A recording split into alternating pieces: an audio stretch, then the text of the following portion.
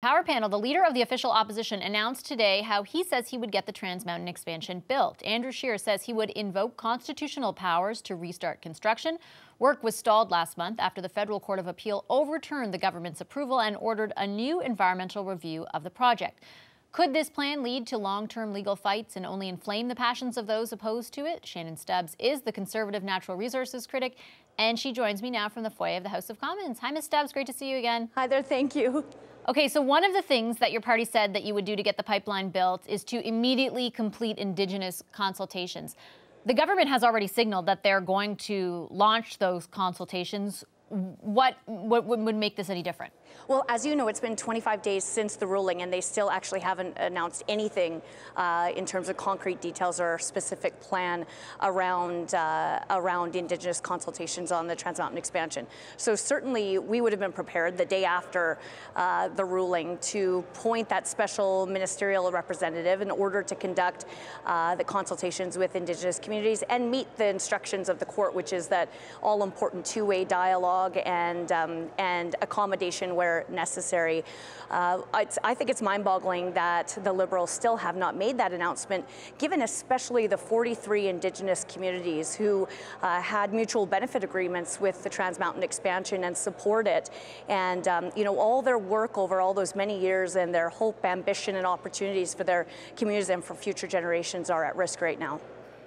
Could they, though, do you have some, I guess, some empathy for the position that they're in that you don't want to open yourself up again to further court challenges? You want to make sure you're getting it right. I imagine they're seeking legal advice. I mean, your party has been in government before. I understand that you're putting forward concrete solutions, but might they want to get those tested by legal opinions before they pursue them to shield the government and the country from further action? Well, that's certainly partly why it is galling that the Liberals haven't announced anything yet, because of course they've been fighting the court case for several months, so you would think they would have been prepared for the ruling in either scenario. But the judge's ruling was very specific.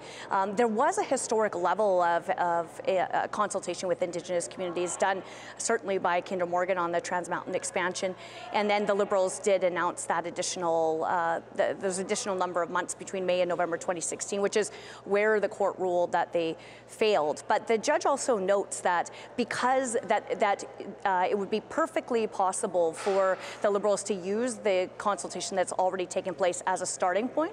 So what we are saying is it is time for action, no more time for delay.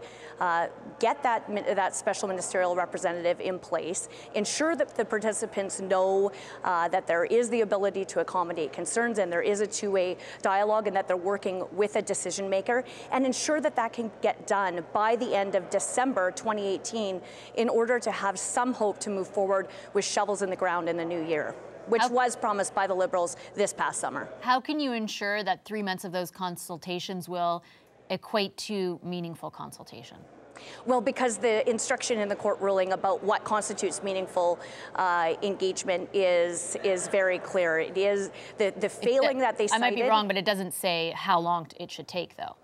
Right, because it's not a matter of a length of time, it's a matter of due diligence and doing it correctly.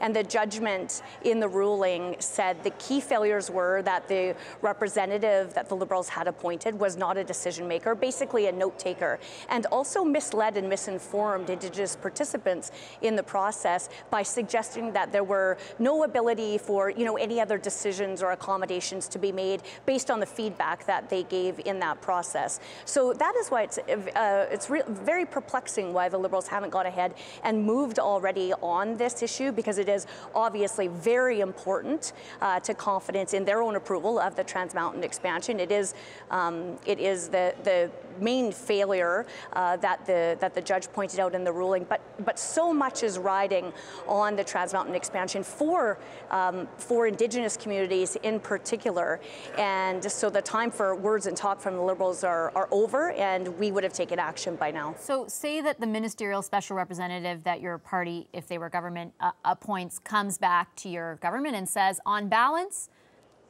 this pipeline should not go ahead.